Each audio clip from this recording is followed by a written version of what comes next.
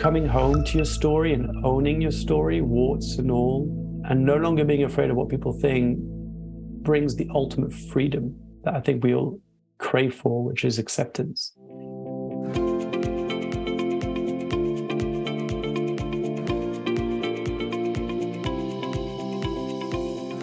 Mark, to get started, could you just tell us a bit about your background and maybe this podcast review is going to be about stories. So maybe tell us a bit about your story, just a brief introduction.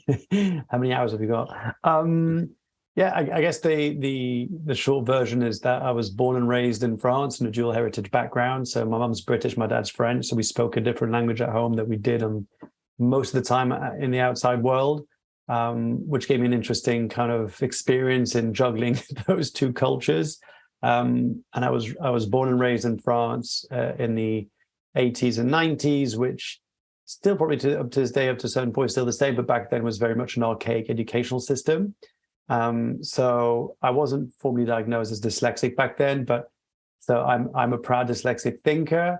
And back then that was seen a little bit as a hindrance because I couldn't spell, I couldn't read out loud properly, I couldn't do maths. So I kept on getting picked on and teased and bullied by not my peers, but my school teachers, which is just a bit weird, especially I know that you're in psychology and stuff like that. So talk about like child wounds and going back to that moment in time of being in that classroom and just being shouted at and humiliated in a very public fashion. And look, I just loved being on stage. It was like this weird thing. Like I hated school. In fact, I hated school so much that this is a true story. I faked having an appendicitis so that I could be away for a week. I don't know if I mentioned that in the book. I think I might have forgotten actually, but yeah. So I went in the hospital. I pretended like I was having pains there, and they're like, "We're going to have to operate." I was like, "Yes," I mean, who would rather get cut open than go to school? So that tells you a lot about how I felt about that system. And then I was eventually held back a year, which came with a lot of stigma and shame, because in France, that's kind of seen as a sign as like, you're just stupid so that was tough. And like all my friends moved on, I kind of held back a year, which was pointless because I didn't get any better grades. That second year, it was just sucked just as much. And then eventually I was kicked out of conventional education system when I was 16, 17. Changed school. It was really dramatic at first because I really wanted to continue with all my rest of my friends. And if you can hear some background noise, there's my kids running down the stairs, so apologies, listeners, but it gives you a bit of the ambiance of the story. And I ended up in the school with some of my classmates, some of them much older than me, and it was like a bit like this rough kind of specialized school, not like in specialized in terms of education, but because a lot of people had been kicked out of different school systems.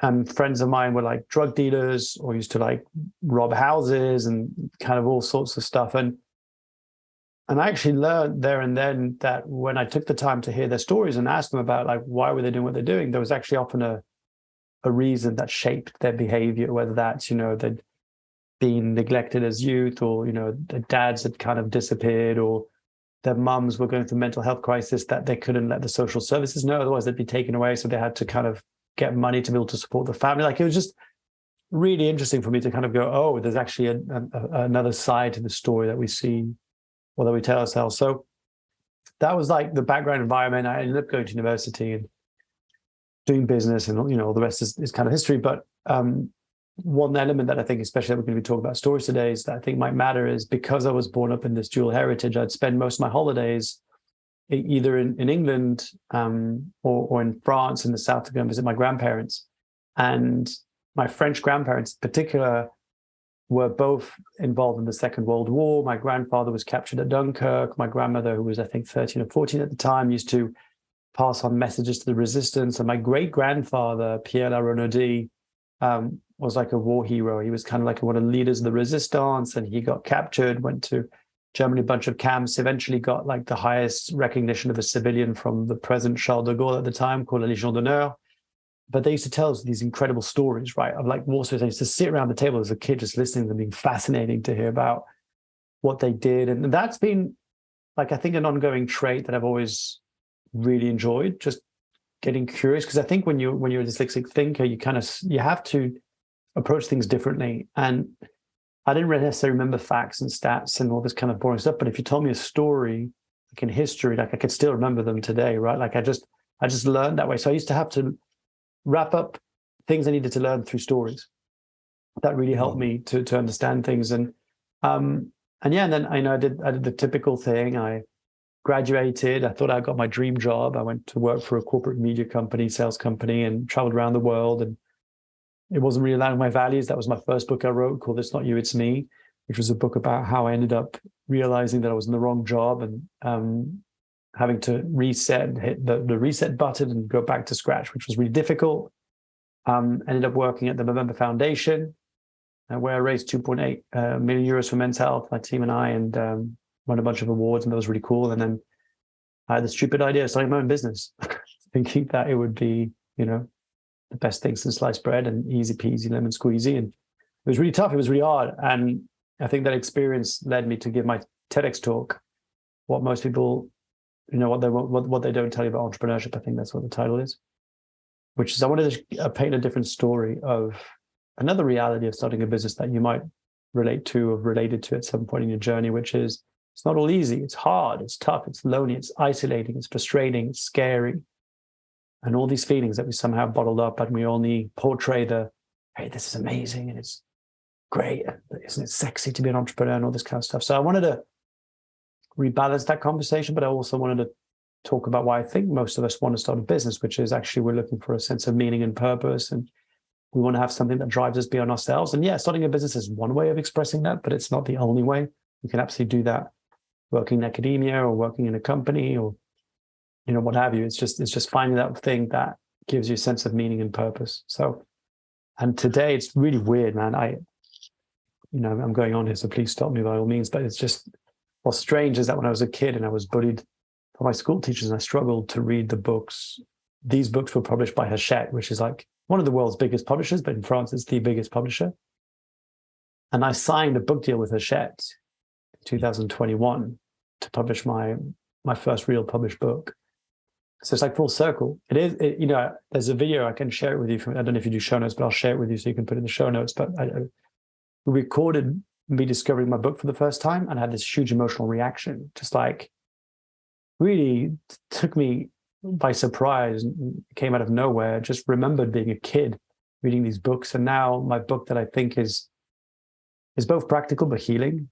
That's what I really love about my book. I instead say that because it's my book, but I really think I wanted to do this bridge between a book that could be practical, but also like meaningful and deep, not just kind of surface level, that it bears the same logo than those books I used to struggle reading when I was a kid. So it's a nice full circle story. And now I give talks. Primarily, that's what I do. I go into organizations and conferences and give talks about storytelling, meaning and purpose and culture. And I help entrepreneurs and founders unpack their stories so the world pays attention and they can better connect with the audience and inspire action. And I've started writing my third book. So that's kind of me in a really long nutshell. Okay, thanks very much, Mark. Well, a couple of things to pick up on there. The word you used was rebalancing the conversation around entrepreneurship. And I certainly think your TEDx talk does that. So anybody that is entrepreneurially minded and hasn't yet taken the leap, I would definitely recommend checking out that talk. It's fantastic. The central theme in your new book, Glow in the Dark, seems to be around healing, which, this is something you mentioned in the last chapter. And I'm just curious, how and why do stories help us heal as people?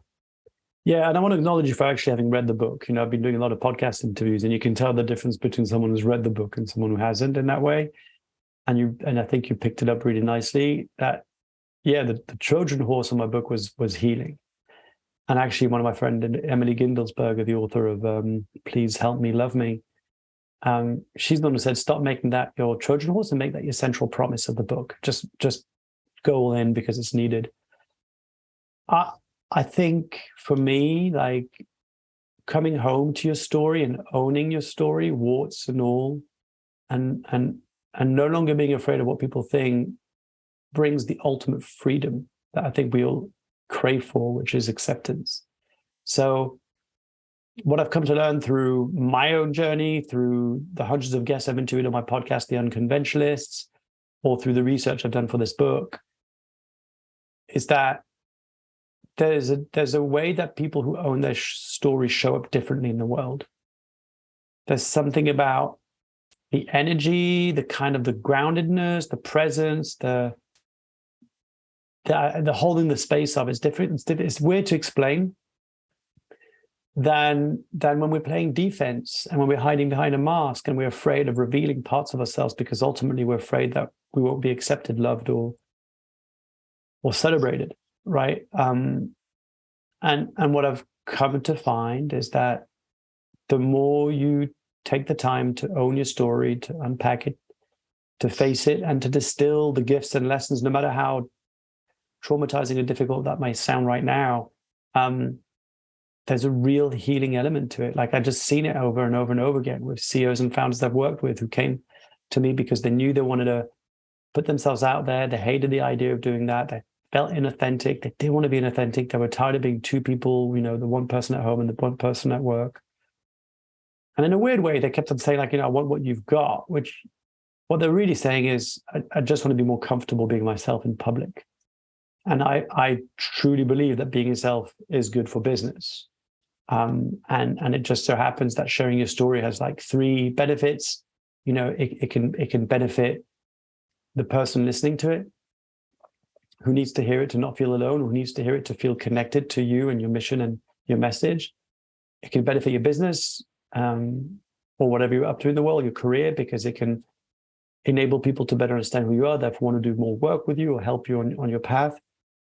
And thirdly, I think it is a healing element because I don't even remember this part. One of the hardest parts I had to write my story was the story about my mum. Don't know if you remember that. I think I shared that towards the end of the book.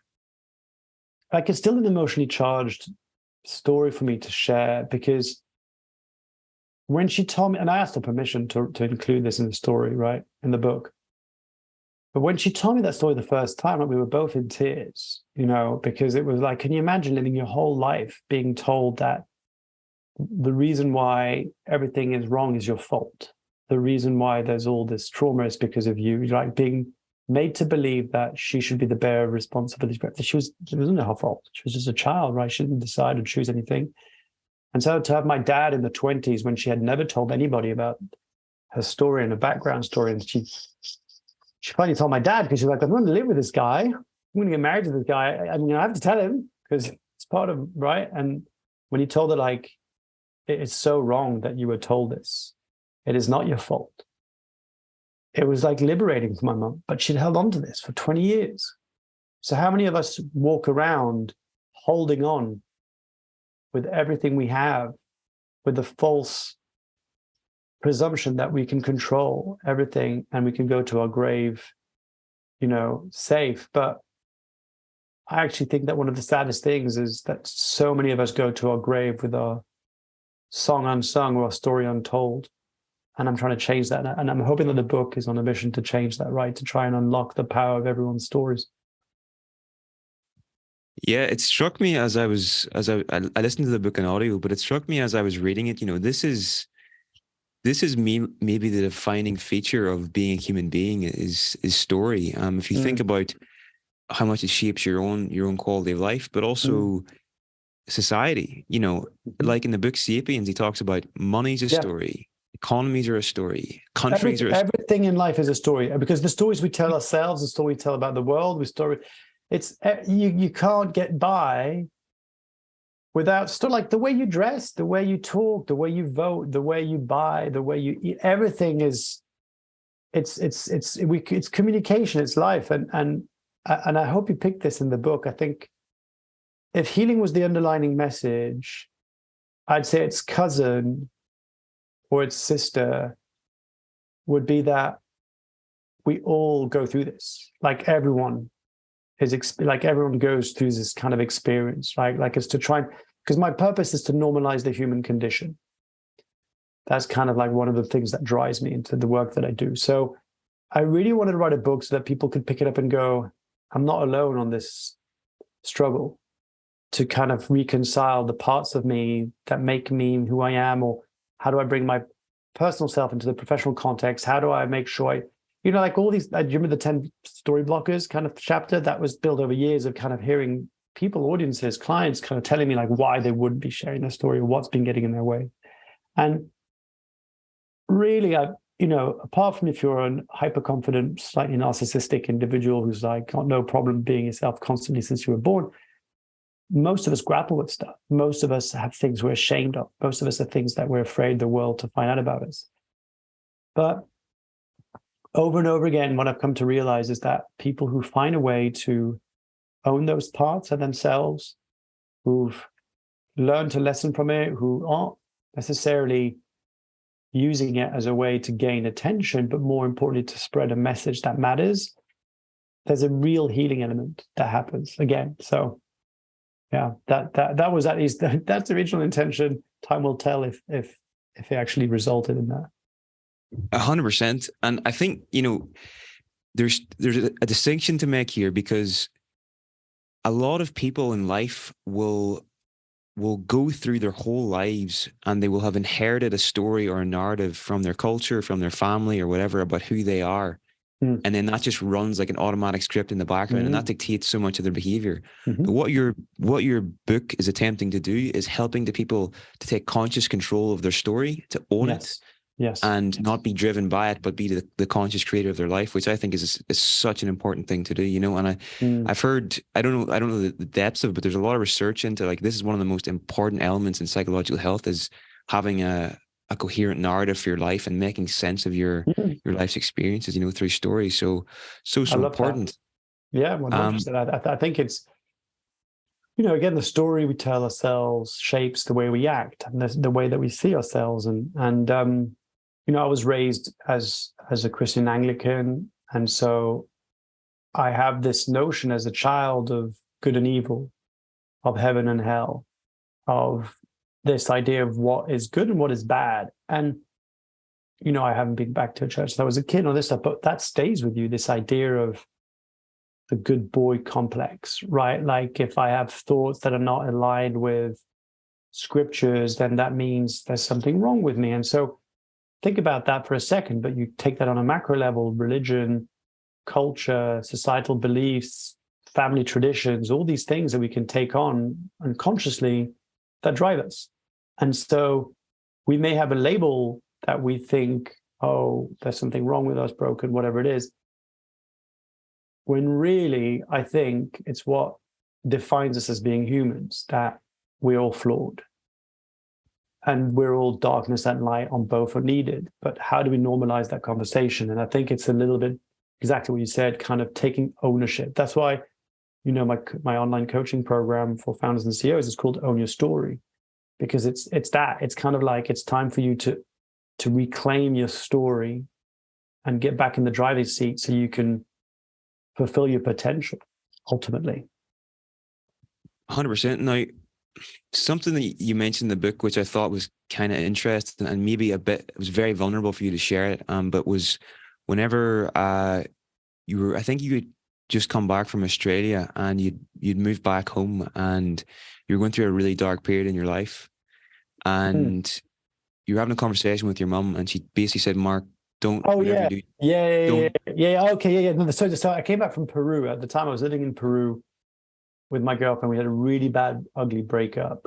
We broke up that relationship. Then I quit my corporate job.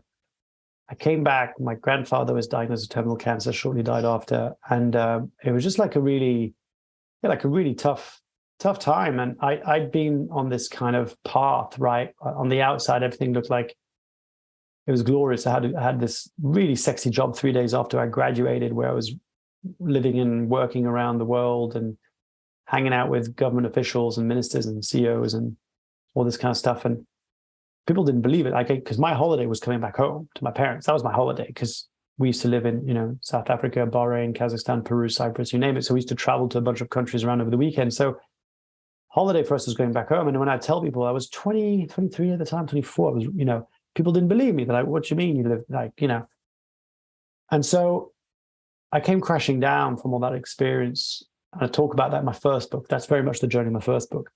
And at one point, I didn't have the words for it. Mental health wasn't something I was aware of back in 2009. It just wasn't, apart from films we saw,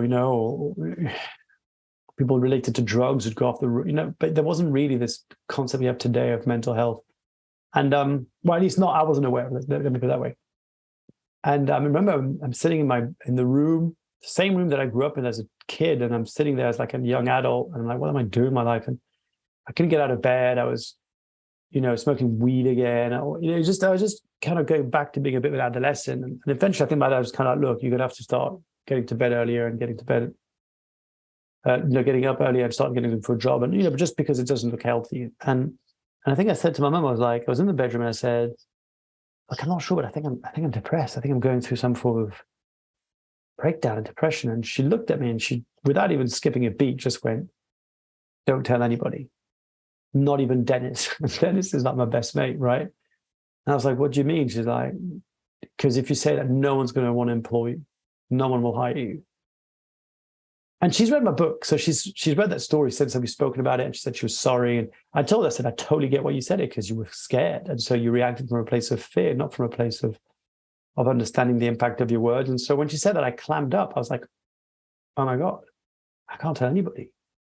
I'm going to have to suffer in silence, which is like what most people think, right? Most people think to themselves that this is not worthy of love or acceptance, and therefore I'm going to keep it. And I opened the book with that story about, being at the Movember Foundation launch in France.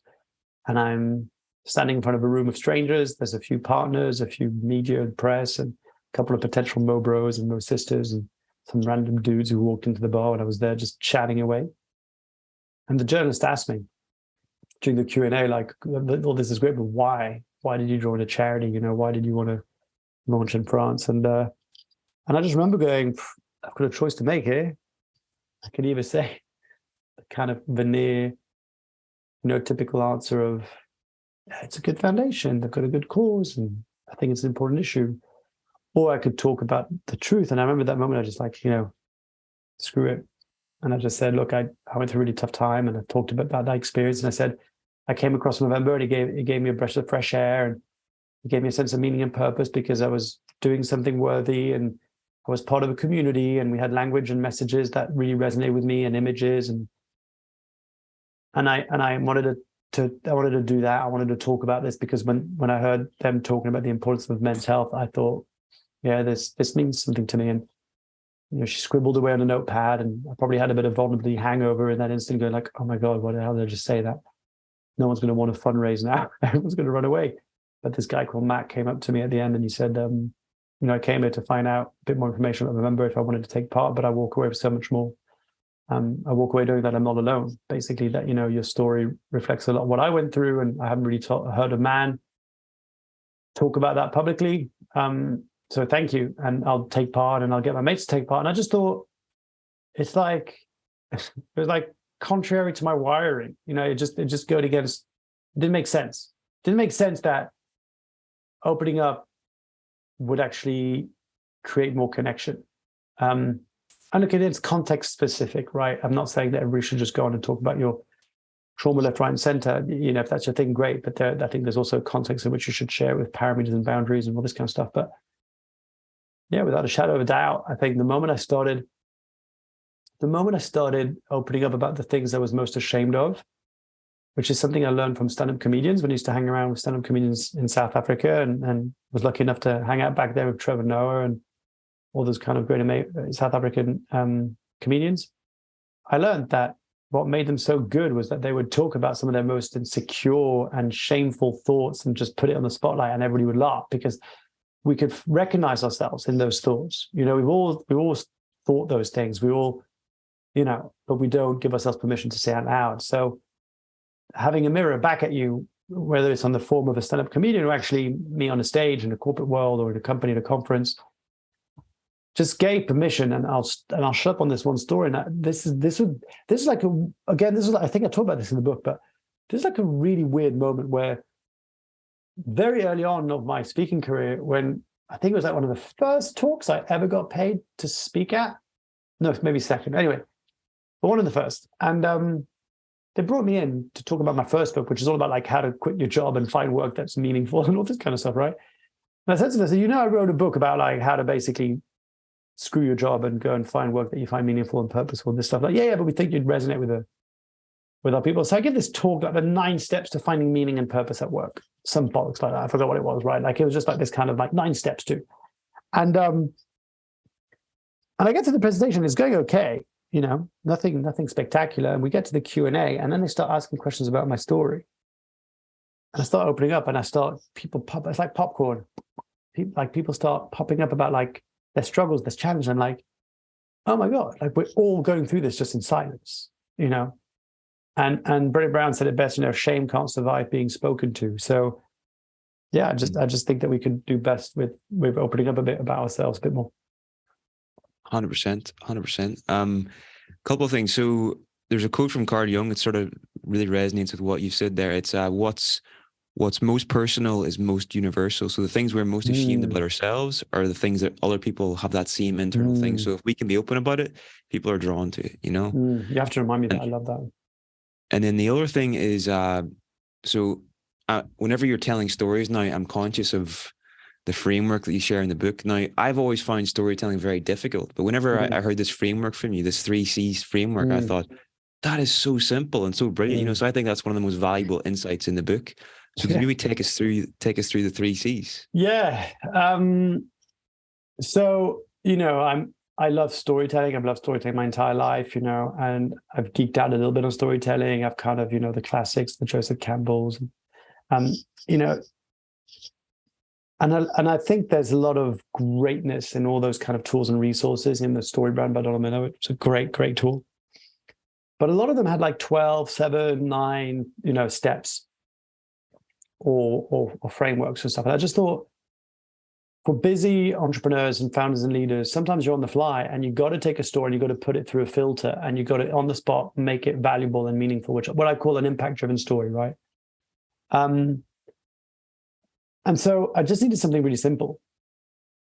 And so the 3-step process effectively is that you can go through, you know, if you read the book, it'll make more sense. But, you know, you go through the river of life, you unpack all your life stories, you know, your ups and downs, your professionals and personal events. And then you can practice this on any kind of event, right? That's happened. Let's say you take one that's a low professional or personal event. And you apply the 3C. What you're trying to do, and I'll break them down, but what you're trying to do is you're trying to find a way of, how can I take this memory or this life event and share it in a way that people are actually going to get something out of it? Not just because it's got entertaining value, but because it's actually got a message embedded in it. That's kind of like, you know, I just want to say that because you reverse engineer it. So you want the context, right? The first part is you want the context. So what's going on? Where are you? What do I need to know for my brain to not be thinking questions of like, wait, where's this? When was that? What's going on? You know, like really simple, right? So it's 2009. I'm sitting on the edge of my bed. I've got my hands in my head in my hands. And I'm thinking, how did I get here? I'm at my parents' house. I'm 26 years old. Just last week, I was having cocktails with the minister of Peru, whatever, right? So I'm just giving you a really quick, I'm just making this up now, but that's context, right? Then you go into content. Content is like, what's the emotional charge that you're trying to say? And this is where I go, you know, it seemed like I had it all, the girlfriend, the job, all this stuff, but then it all came crashing down. And for the past few weeks, I haven't been able to get out of bed, let alone meet anybody for social activities. But this isn't, I've always been like this. So I know that something must be wrong, right? And then I would tell the story about how my mum walks in and, you know, I try to explain to her. She tells me, don't tell anybody, not even your friend. So that's like the content. But I could stop it there. And it's just a nice story. But then you've got to go into the conclusion. So what's the point of the story? And what I love about it, I don't know if you picked this up from my book, but what I love about this process is that you can actually have multiple conclusions to the same story, depending on which context you're in, depending on what audience you're speaking to, depending on what message you want to land. Okay. So if I'm speaking to parents, I'm just going on the fly here. If I'm talking to parents for whatever reason, well, actually leaders, let's give this more context. So I was talking about leadership, right? In a leadership context, and I share this story for whatever reason. The conclusion would be to say that sometimes our need to protect our team gets in the way of having the impact we want. Right? My mum wanted to protect me. That's why she said those words. But instead of making me feel protected, it made me feel shameful. And And so we've got to understand that words have weight. And the words that we use should be intentional. Right? Like so I just did that kind of 3Cs live, right? Just to kind of give you, I think, a quick example. But the point is that just have a structure. So now, I get into it on podcasts quite a lot at the moment. And I love it, right? I get asked a story and I'm making up all these, but it's because it's just a really clear framework. It's like, give me the context, give me the content, give me the conclusion. And that's it. If you can hit those three things, you're gonna, and you can extend that, right? I could tell a 20-minute version of that story. You can tell a 30-second version of that story. But the point is to make sure that because I've been doing it for a while, I can do it on the fly pretty easily. But I have seen clients really kind of come back to me and go, that framework is a game changer because it just makes it really simple. It kind of gets rid of all the bells and whistles and it just makes it really clear and simple. So yeah, I'm glad you picked that up and I'm glad you found that helpful. 100%. And so that is sort of embedded within a larger framework as well, which is also very simple too. But this whole idea of sourcing, shaping, and sharing too. Yeah. So for someone listening to this that maybe wants to, for me, until I actively did some work around this, like I didn't think I had any sort of story to tell, whatever. But whenever you start digging, you can really find some interesting stuff from your past that have had big impacts on your life throughout. So in terms of sourcing stories, what do you recommend there? And you've got some great exercises here too. So if you're listening to this and you're even like story curious, right? So there's three parts to the framework of the book and also my program, which is source, shape, and share. Effectively, again, I just like threes because again, I'm lazy, so it speaks to me. So the first part I would do with any client, whether that's when I used to do one-to-one or whether it's my group coaching program, you just got to map it all out. So you've got to take some moment. This can take a little bit of time. It doesn't have to be done in one sitting, but you've got to go across and map out your entire life, what I call, your river of life in the book. That's your highs and your lows, your ups and your downs, your failures and your wins of both personal and professional, no matter how irrelevant you think they might be. That's really important. You cannot judge this part of the process. I really make an emphasis in that in the book around this chapter. So you just map it all out. And I use the metaphor of Lego, right? In the book around my nephew and my brother and I, you used to play with these Legos and it's a big bag of orphan Legos. I can't, for better words, it's just like random pieces that were never meant to be together, but they're just being jumbled together. And then we try and create these kind of structures as kids. And then my nephew was doing it, my niece was doing it. And it made me realize that's like our stories. We have all these pieces of Legos, all these stories, but if you left them unintended, they look like a mess. But actually start picking these together, put that and that, and it starts having some structure and you can rebuild different shapes and forms depending on what you're trying to do, right? And then you go into the shape, which we talked about. That's the 3C framework. And then you share. And then you basically practice. You put it out there and you start getting some feedback and getting better. And eventually you become a master storyteller. Just because you've taken the time to unpack, to structure and to share your story in a meaningful way. Interesting. Now, could you maybe expand a little bit about this concept of the river of life and how someone might actually do that? What does that process involve? What are your best practices? There's different ways to do it. Again, I dive into the book about the quick version of it is you want to carve out some time, enough time where you're uninterrupted, right? So things like phone off. Your kids are going to run in, if you've got kids or pets or whatever. I like old school, so I like paper, but when you buy the book, you get a link to a resource that you can download and fill out. But otherwise you can try and make up your own. And you just break down, this is why I would recommend people just break down your life in decades or in stages of life, if you find that easier. So when you're a kid and then when you're an adolescent, young adult, student, all that kind of stuff. And then you just go through it. And, whether you start off by just your personal or just your professional or both, and you revisit it. it's like an open book, basically, that you can keep adding. And what I love about this exercise is that things will come and visit you, in your dreams or in the day, like, oh man, I forgot about that. And you write it down. You've got to find a way to capture it down immediately because it vanishes and disappears. You forget about it. That's how you map out effectively your story of life and have a bunch of stories that may or may not be relevant, but you don't know that until you get to the last stage, which is around like how to supercharge your story formula, around like how do I understand what the context, the audience, the message, and the platform. Very cool. And something else that I thought was extremely powerful was this idea of a time machine. So if you get a time machine, I came up with that exercise because some clients access memories differently. Like some people are visual, some people are not visual. So this one I think is like a really easy one. Like if you just want to get a quick win today listening to this, think about a moment in your life, maybe 2 or 3, but if it's too difficult, just go for one. If you could hop in a time machine, go back and give you a piece of advice, what would that moment be and why? And look, if you ask me, there's 2 events that come to mind, right? The first one that just comes to mind would be going back to my younger self as a 6-year-old, sitting in that room being traumatized and bullied by school teachers, to kneel down and to say, look, I know that it feels like nobody's in your corner, and I know that it feels like there's no responsible adults taking care of you right now or paying attention to what you're doing, but don't worry, it's this person screaming at you is actually the person who's broken and has got pain inside.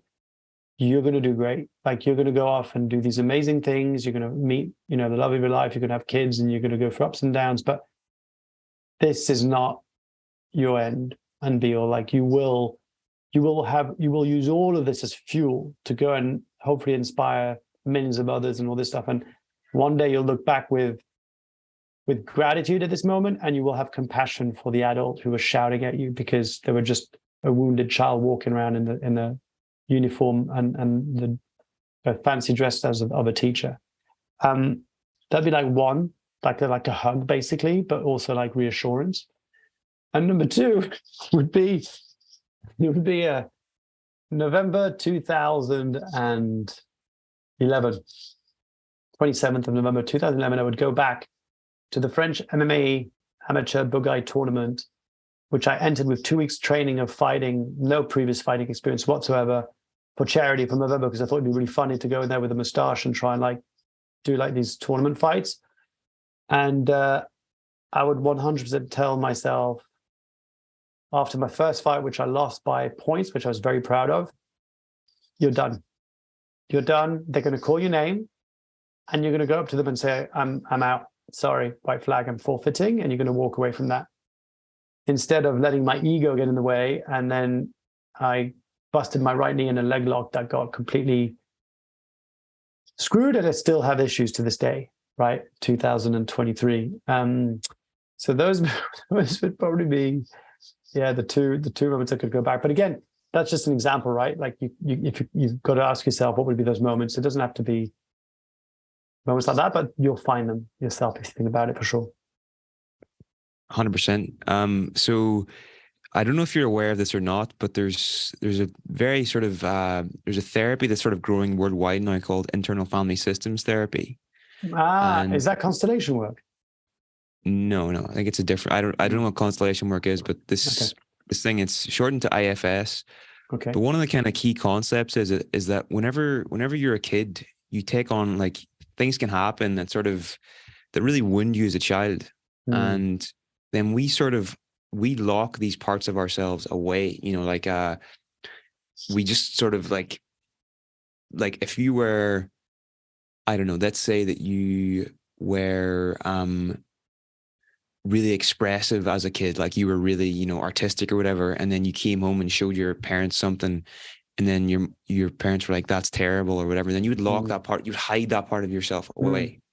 And what's happening is basically, and you internalize that as, I am terrible.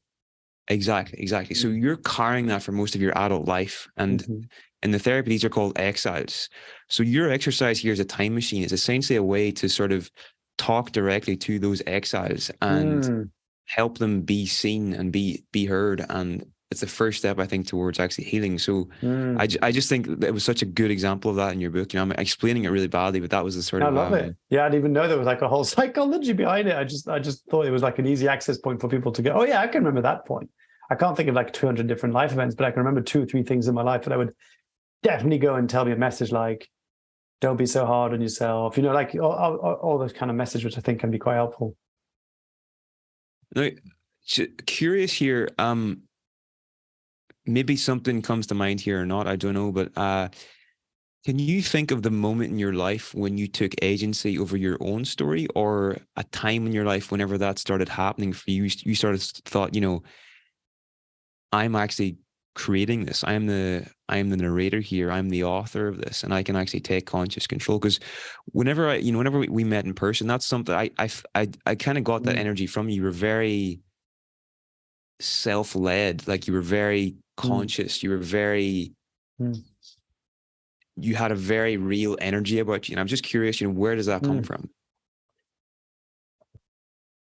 Man, if I had the answer, I think I'd be a very rich man. But it's look, I think it's a combination of things. I think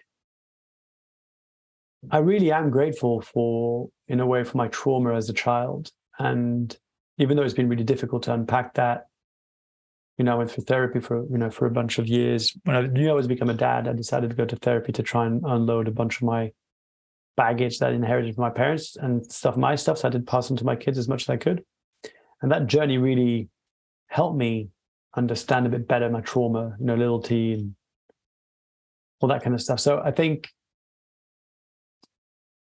this is not a sexy answer, but doing the work, right?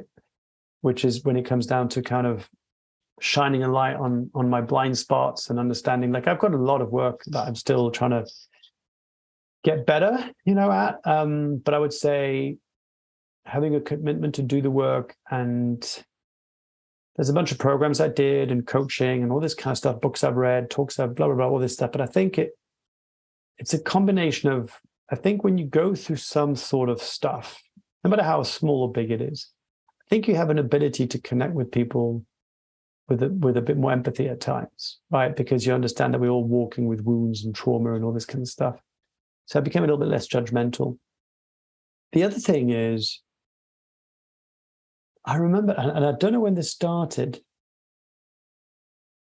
Do you know what? This is really weird. I don't think I ever talked about this because I don't know if this is it. So you're making me think about something. But I remember watching Californication with David Duchovny.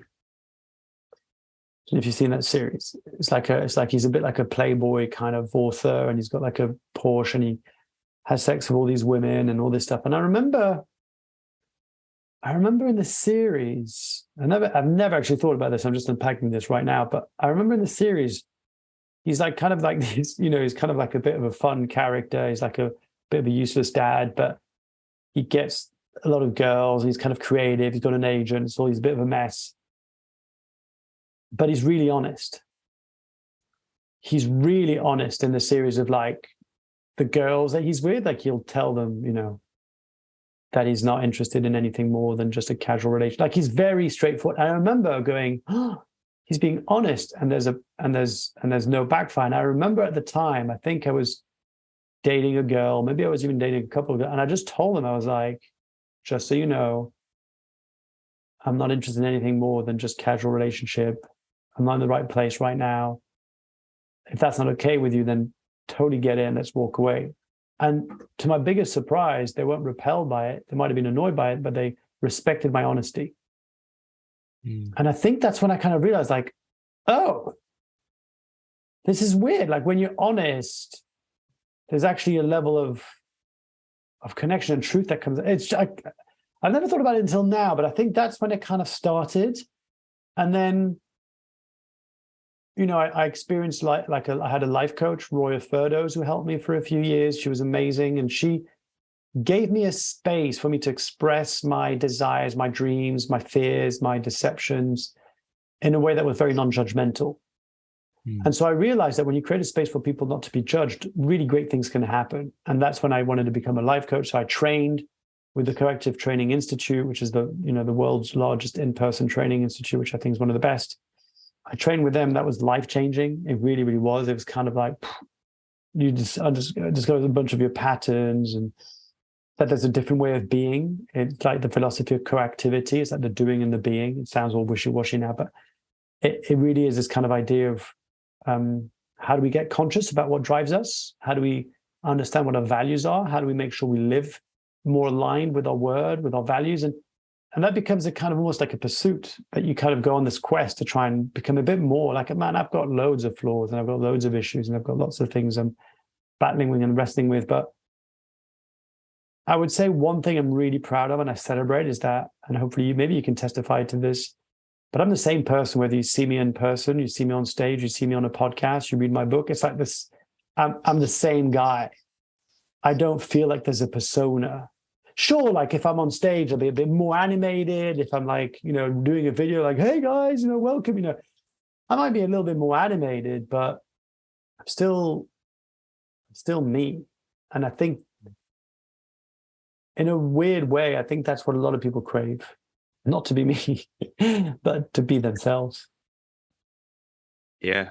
Yeah. On a related note, actually, so you talk about the audience of one in your book as well. I think that's such a powerful tool for anybody doing any kind of communication. Just think of the one person you really want it to reach and speak to them as opposed to the crowd. That's how I wrote the book. That's for years, and that's how I wrote my newsletter. But that's how I wrote my book. Donna, she's still there. I've got a picture of her on my desk. So anytime I do any of this kind of work, I always remember of Donna and how Donna was the first time I met her and where she is now. And the audience of one I think is a game changer. 100%. So just wrapping up here, Mark, before you end, if anybody at home is sort of sitting listening to this and they're sort of thinking, I can see the value in this, but what do I actually do to move forward? What are some practical first things they can do? Obviously, we recommend get the book, Glow in the Dark. It's just out. It's just out there. glowinthedarkbook.com. Yeah, I'll kind of slightly change my answer to your question, but hopefully it will actually answer it. And I would say that over the years, I've been fortunate enough to hear a lot of people's excuses or a lot of people's fears or a lot of people's challenges or blockers getting in the way of sharing their story. And I'm just going to say it can come in many shapes and forms, and it can camouflage itself as like reasoning, procrastination, like you name it, right? It comes in, it's very creative in the way that it shows up resistance. One of the number one thing I would say that most people struggle with is this idea that why would anybody care about my story? I don't have a Hollywood story. I didn't go through some specific trauma. I had a pretty decent childhood. But I think you alluded to it when you said, when you start scratching the surface and you start digging, you'll start finding. Yeah, I think a lot of us kind of forget the gems. The second thing is, I talk about in the book, is this concept of proximity bias, which means that you're too close to it to see the value of it. I use this example in the book, and I use it a lot in my conversation podcast to kind of land the point. But it's this idea that, like, if I ask you, like, what's your favorite film? I don't know if I have one. The first thing that came to mind was Braveheart. Yeah, Braveheart. Cool. So do you remember the first time you saw it? Yes. Do you remember how it made you feel? Like, what did you like about it? Why did Braveheart come to mind, do you think? Just very inspiring, very inspiring, I would say. Yeah, inspiring, cool. How many times do you think you've seen Braveheart? Probably like 5 or 6 times. 5 or 6 times. And you still enjoy it? I haven't seen it in years, so. Okay. But let's say, but assume like if you saw it, it would probably be all right, right? You still enjoy it. So imagine if I told you, here's the deal. You're not going to have to watch it 5 times. You're going to have to watch it 100 times back to back. In fact, make that 1,000 times back to back. Do you think you'd still enjoy watching Braveheart? No. Yeah, pretty quickly. What do you think would happen? Just get bored. You'd get bored. Oh my God. That's the same thing with our stories. We see our stories over and over and over and over again. We've been with it for so long. We've seen it so many times that we just don't see the value of it. Whereas if someone for the first time saw Braveheart and they'd never seen Braveheart, they'd be like, oh my days. this is so inspiring, freedom, all this kind of stuff. It's the same thing with your story. It's like you don't see the value of it. And that's one of the reasons why I wanted to write my book, because I would interview people on my show, right? Some people had shared the story a bunch of times. Some people had never shared their stories. And at the end of it, I was like, have you shared this people? Like, no. I was like, why not? I was like, who cares? I'm like, someone's going to care. Like, a bunch of people are going to care. And then I get messages and DMs from people saying that story really inspired me, or I bought that person's book, or I joined their program, I bought their product as a result of hearing the stories. And that's where it just clicked. I was like, oh, stories give us meaning and give us context and give us a reason why we should trust someone, like someone, or know someone, right? Yeah, I mean, I don't know if that answers your question, but that, I know it's a bit of a roundabout answer, but that's what I would say. 100%. Well, that's a great note to end on, Mark. Where can people get the book, and where can people find you online if they want to learn more? Yeah, the best is to go to www.glowinthedarkbook.com. You can order your copy from there, and it'll take you for anywhere you can buy a good book. You can get my book. When you buy my book, I just want to say something I'm really excited about. I don't know if you did it, but when you buy the book and you go through it very early on in the stage of the book, I talk about how you can go online and do an assessment. So it was really important for me, because I read a bunch of nonfiction books, and I have a tendency to kind of go through it, think it's great, put it down, jump to the next one. And I haven't really measured, like, how much have I actually implemented this, or how much have I actually grown from reading it. So I wanted to do and change with my books. I've actually created a free assessment tool. When you buy the book, you go through at the very start of the journey of the book, and you get a score, right? You get a benchmark based on a certain number of questions that I've curated intentionally, and you get a score out of 100 in terms of how well are you utilizing your story to better connect and engage your audience, right? And at the end of the book, you're invited to go back and take the same test, and then you can compare your score.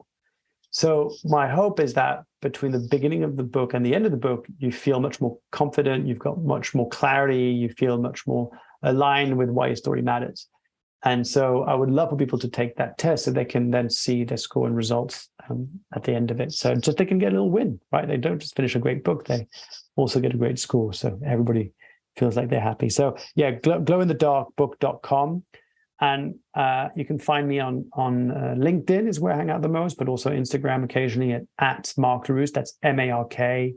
And if you enjoyed our conversation today, if you got anything from it, let me know, reach out. I'd love to hear what is the number one nugget you got from our conversation today. It really helps me to understand and hone in on like a particular message or a particular point that I can share in future podcasts. So thank you. Thanks a million, Mark. It's been great speaking with you. And I want to wish you all the best with the book promotion and everything going forward. Appreciate it. Good to see you.